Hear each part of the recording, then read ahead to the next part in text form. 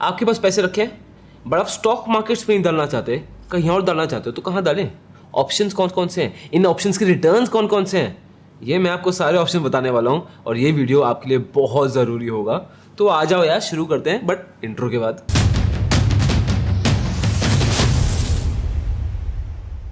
Hi guys, my name is Harsh Goyla. I'm an investor, trainer and mentor in stock markets. और आज I'm going to tell you gentlemen कि if you don't want to put your money in stock markets तो आप किधर डाल सकते हो, ठीक है? जैसे कि अगर आपको लग रहा है कि मार्केट्स अभी सेफ नहीं है, आपको लग रहा है मार्केट्स वॉलेटाइल है, आप अपनी इन्वेस्टमेंट्स कहीं और पार्क किधर कर सकते हो? अगर आपका पैसा है जिसमें आप ज़्यादा रिस्क नहीं लेना चाहते and you wanted to keep it very safe, और ये होता है, सपोज जैसे गिव एन एग्जांपल, आपके पेरेंट्स को लेते हैं। अब आपके पेरेंट्स के पास would they take a risk on your education money? Never, कोई चांस ही नहीं है। They would want it in a risk free zone। अगर आपके बच्चे, आप उसको हमेशा उनके एजुकेशन के पैसे को रिस्क फ्री रखना चाहते हैं, बट अगर पैसा एक्सेस में है, छुट्टी का पैसा है, तो क्या उसमें रिस्क लेना चाहते हैं? हाँ। तो हर पैसे का रिस्क डेफिनेशन अलग होता है। तो जिन पैसों में आप कम रिस्क लेना चाहते हो या फिर आप स्टॉक मार्केट के अलावा कोई अभी सेफ ऑप्शन ढूंढना चाह रहे हो, तो वही सारे ऑप्शन आपको बताने वाला हूं। Let's start. तो ऑप्शन नंबर 1 है gold. Come on, I think ये सब एक्सपेक्ट करते थे, इसलिए मैंने इसको सबसे पहले ही रखा हुआ है, ठीक है ना। गोल्ड क्या है? सबसे पहली चीज, gold is not an investment gold नहीं होती। Gold is more of an insurance. क्यों? Gold is the ultimate hedge against inflation. Gold is the ultimate hedge against inflation. आपको बड़ी आसान भाषा में समझाते हैं। कैसे? आप सपोज लेते हैं अमूल बटर आता था 100 ग्राम का, हम सब ने खरीद रखा है। आई रिमेंबर जब मैं स्कूल में था 2010 में, वो अमूल बटर मैं लेके आता था 20 रुपए का अमूल बटर, ठीक है। Amul butter 20 rupees. अब वही 100 ग्राम्स का अमूल बटर कितने का आता है? 55 रुपीज, और अराउंड 55 मान लेते हैं, 50-55 ऐसे हो जाता है, 55 रुपीज। क्यों? Why are you paying more money for the same thing? Same butter, same quality, same wrapping paper. Amul ने तो एनिमेशन भी चेंज नहीं की, सब कुछ सेम है, तभी भी उस चीज से आप ज्यादा पैसे दे रहे हो। Why? The value of money has decreased. अब इसको गोल्ड के एंगल समझते हैं। अब मैं हाइपोथेटिकल ले रहा हूं, इंटरनेशनल मार्केट में गोल्ड खरीदा बेचा जाता है आउंस में और डॉलर्स में, बट मैं रुपीज में मान रहा हूं इजी समझाने के लिए। तो let's assume in 1990 1 ounce of gold would cost you 5000 rupees, assume करते हैं।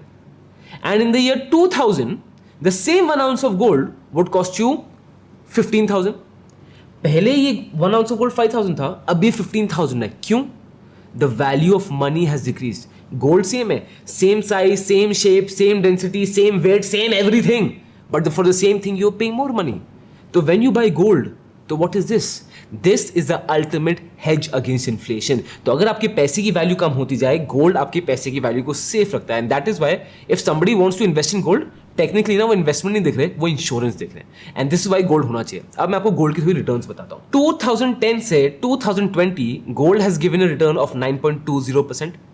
From the year 2000 to 2020, gold has given a return of 12.7%. ठीक है, मैं क्यूमुलेटिव ले रहा हूं। From 1990 to 2020, gold has given a return of 9.3%.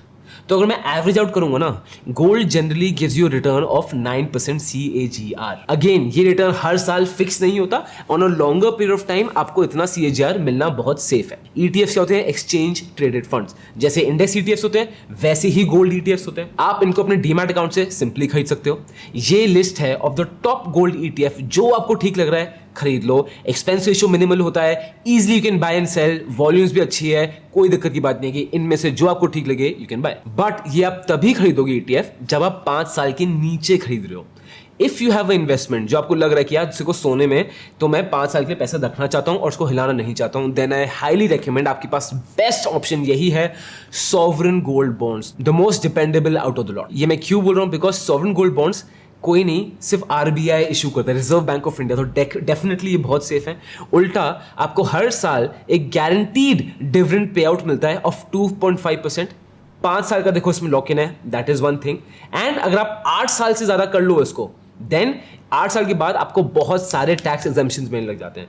So if you are looking to put your money in gold for 5 year, आप हिलाना नहीं चाहते, sovereign gold bonds is the best option for you. But यार बोलोगे हर्ष यार gold अभी war के time खरीदना चाहिए, do you think gold war के टाइम अच्छा करेगा? वेल, इसका आंसर मैं वीडियो के एंड में बताऊंगा, तो एंड तक जरूर देखना। इसके बाद सेकंड ऑप्शन आता है public provident fund, yes the PPF। Now PPF हमारे देश में माधुरी दीक्षित की तरह है, सभी उनके फैन है। पीपीएफ एज अ कंट्री ना one of the most popular investing tool. आप खुद दोस्तों आपकी फैमिली में ही आसपास किसी ना किसी के पास तो पीपीएफ देखो होगा ही होगा और आपको एडवाइस मिल भी गई होगी। अब पीपीएफ में फ्लोटिंग इंटरेस्ट रेट होता है। आजकल अभी जो इंटरेस्ट रेट चल रहा है जब मैं वीडियो रिकॉर्ड कर रहा हूं इट्स अराउंड 7.1। अब पीपीएफ में होता क्या, बड़ा सिंपल सिस्टम है। 15 साल का लॉक इन होता है, उससे पहले आप नहीं निकाल सकते। उसके पहले आपको पैसे निकालने हैं तो बहुत कुछ मेजर इमरजेंसी होनी चाहिए, मेडिकल या एजुकेशन, तभी वो पैसे निकलते हैं, वरना पैसे नहीं निकलते। ठीक है, 5 साल का लॉक इन है, आपको 80C का टैक्स बेनिफिट मिलता है और जो प्रिंसिपल भी है वो भी टैक्स फ्री, इंटरेस्ट जो आपको मिलता है वो भी टैक्स फ्री। अब बात करते हैं करना क्या है। पीपीएफ खुलता है बैंक अकाउंट्स में। आप किसी भी बैंक अकाउंट में जाके नहीं खुला सकते। गवर्नमेंट के फिक्स बैंक्स होते हैं जहां पे पब्लिक प्रोविडेंट फंड्स खुलते हैं। ये सारे बैंक्स हैं जहां पे आप कहीं भी जाके अपना पीपीएफ अकाउंट खुलवा सकते हो। 15 साल का लॉक इन होता है। हर साल आपको मिनिमम या तो 500 डालने हैं या मैक्सिमम 1.5 लाख। इससे कम नहीं डाल सकते, इससे ज्यादा नहीं डाल सकते। ठीक है, और आप इसको आराम से सेटिंग डाल सकते हो। तो आप ऐसे करो तो हर महीने हजार डाल के 1.5 लाख कर दिए, वो तो चलो पॉसिबल नहीं है, बट आप समझ लो किसी भी ब्रैकेट में कर सकते हो। इसमें कुछ फोर्सफुल नहीं है। बट अगर आपने 500 रुपए नहीं दिए तो हाँ, आपका पीपीएफ अकाउंट फ्रीज जाता है। तो हर साल 500 रुपए मिनिमम तो डालना ही है। एंड यस, मेरे हिसाब से पीपीएफ होना ना एक जरूरी है। पर्सनली स्पीकिंग मैं स्टॉक मार्केट्स में तभी भी पीपीएफ ले रखा है। वाई, मैंने इस वीडियो में पूरा समझा रखा था। इस वीडियो को बाद में देख लेना, यहां इसको लिख लो। अब आता है पॉइंट नंबर 3 और आई नो आप सब बड़ा इरिटेट होने वाले हो। वो पॉइंट है फिक्स्ड डिपॉजिट्स। Yes, FD. यार एफडी खराब नहीं होती, प्लीज ट्रस्ट मी। कोई भी फाइनेंशियल एसेट खराब या बुरा नहीं होता, वो सबकी नीड पे डिपेंड करता है। और आप खुद देखोगे फॉर अ शॉर्ट पीरियड अगर आपको पैसे कहीं पार्क करना हो, कितनी बार मुझे होता है कि मैं स्टॉक मार्केट से बाहर हूं और मैं वेट करूं दोबारा एंट्री के लिए, 1-2 महीने के लिए मैं बाहर हूं, मैं अपने पैसे एफडी के अलावा कहीं डालूंगा ही नहीं। हाँ, क्या FD interest rates inflation beat कर पाएंगे? नहीं कर पाएंगे, but it is still the safest option to park your money for the shorter period of time. सब सोचते हैं कि एफडी सेफेस्ट है और उसको कुछ नहीं होगा, बट ये थोड़ा गलत है। क्यों? Because since 4 February 2020 banks is insured up to only 5 lakh rupees, only 5 lakh rupees. तो कल को आपकी सपोज 1 करोड़ की एफडी है या 10 लाख की एफडी है या 6 लाख की एफडी है, चाहे जितना की भी अमाउंट हो, अगर कल को वह बैंक डूब गया आपको सिर्फ 5 लाख रुपए ही मिलेंगे। Now I know the possibility कि बैंक डूब जाए बहुत कम है, द पॉसिबिलिटी बैंक को कुछ हो जाए बहुत कम है, बिकॉज अगर एक बैंक जाता है तो सारे के सारे बैंक जाते हैं, but still this is a risk which you should know about. Fourth option आता है लिक्विड एंड डेट फंड्स। ठीक है, अब ये बड़ा ही इंटरेस्टिंग है और आपको समझना जरूरी है। थोड़ा सा हो सकता है कॉम्प्लिकेटेड लगे, बट ट्रस्ट मी, मैं हूं ना, बहुत ईजी। आपको पता है समझने क्या करना है, सब्सक्राइब और लाइक दबा देना। अब पहले बात करते हैं लिक्विड फंड्स की। तो बेसिकली लिक्विड फंड्स होते क्या हैं? They are one of the safest options. क्यों? ये जो फंड्स है ना, they are into short term government and RBI bonds. यहां पे पैसा डालते हैं। ठीक है, एंड अगेन ये गवर्नमेंट बॉन्ड्स हैं, ये आरबीआई की बॉन्ड्स हैं, तो फेल करेंगे, chances are very very minimal. और आपको बताऊं 99% इनमें एग्जिट लोड होता ही नहीं है। कभी भी एंटर करो, कभी भी वापस करो, एग्जिट लोड नहीं होता है। बट स्टिल आपकी पॉलिसी में चेक जरूर कर लेना। चांसेस नहीं होगा, बट चेक जरूर कर लेना। एग्जिट लोड होता नहीं है। और आप 3 से 6 महीने का अपना पैसा पार्क करना चाहते हो ना दोस्त, this is a better option than FD also, because ये बहुत बार आपको एफडी से बेटर रिटर्न देता है। अब कोई रैंडम आदमी है वो फेल करता है, बट गवर्नमेंट और आरबीआई फेल नहीं करेगी, क्योंकि गवर्नमेंट आरबीआई फेल कर गई तो वेरी सेफली अज्यूम कि देश ही खत्म हो गया, फिर तो सभी फेल कर जाएंगे। अब हम बात करेंगे डेट फंड के बारे में। ठीक है, अब डेट फंड्स बहुत टाइप के होते हैं। There is ultra short term, there is short term, there is gilt funds, ऐसे करके बहुत टाइप के फंड्स होते हैं। होता क्या है बेसिकली, ये सारे फंड्स ना फिक्स इंटरेस्ट जनरेटिंग सिक्योरिटीज में पैसे डालते हैं। ठीक है, जो हो गया corporate bonds, government securities, treasury bills, commercial papers और ऐसे ही दूसरे मार्केट इंस्ट्रूमेंट्स। ठीक है, अब इसमें थोड़ा रिस्क रहता है। क्यों? अब इन फंड्स में ना कंपनीज क्या चाहती हैं कि उनकी म्यूचुअल फंड रिटर्न सबसे ज्यादा देखे।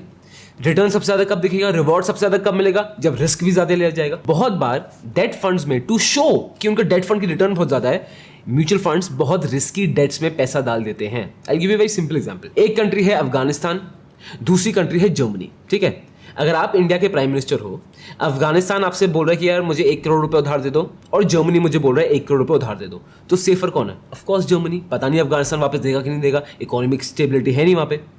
अब दूसरी सिचुएशन, जर्मनी बोल रहा है कि I give you 2% interest rate, Afghanistan बोल रहा है I give you 6% interest rate, मुझे दो। फिर आप सोचोगे क्यों? यहाँ पे रिस्क ज्यादा है अफगानिस्तान में बट रिवॉर्ड भी ज्यादा है, यहाँ रिस्क कम है बट रिवॉर्ड भी कम है। तो इसलिए गवर्नमेंट बॉन्ड्स में रिस्क हमेशा कम रहता है तो रिवॉर्ड बहुत कम होता है। तो जो डेट फंड्स होते हैं अगर सिर्फ गवर्नमेंट बॉन्ड्स में डालेंगे ना तो इनका म्यूचुअल फंड का रिटर्न ही बहुत कम आएगा, तो बिकेगा ही नहीं। Why? Because Indian audience, Indian investor audience करते क्या है, सबसे पहले रिटर्न देखते हैं। और ये देखो ये आपने भी किया है म्यूचुअल फंड देखते हुए। जोर जोर से बोल के लोगों को स्कीमें बता दे। सो बहुत बार mutual funds to increase that debt returns of the companies वो रिस्की कंपनीज के डेट खरीद लेती हैं। ठीक है, कंपनी जैसे यस बैंक, क्या पता कल को रहे कल को ना रहे, उसका बॉन्ड खरीदना सेंसिबल है? बिल्कुल भी नहीं। So please when you buy debt fund, उस डेट फंड का क्रेडिट रिस्क जरूर चेक कर लेना टू मेक श्योर कि वो ज्यादा रिस्की एसेट में नहीं है। बिकॉज ट्रस्ट मी, इससे ज्यादा बेवकूफी की बात कुछ है ही नहीं कि आपने हाई रिस्क डेट फंड में पैसा डाल रखा है, इससे बेटर पैसा तो आप स्टॉक मार्केट में डाल दो। और फिफ्थ ऑप्शन आता है रीट्स। रीट्स क्या होता है? Real estate investment trust. अब देखो हम हिंदुस्तानी और हमें किस चीज से प्यार है? प्रॉपर्टी, रियल एस्टेट, हमें प्यार है इससे। ठीक है, I know real estate has not been doing well since the past 10-12 years, अच्छा नहीं कर रही है unfortunately as it may be. मेरे हिसाब से रियल एस्टेट खरीदना ना हमेशा सेंस नहीं बनता है, स्पेसिफिकली अभी भी जब रियल एस्टेट पैसे इतनी नीचे हैं, it does not make sense to buy. मैं आपको क्यों बोल रहा हूँ?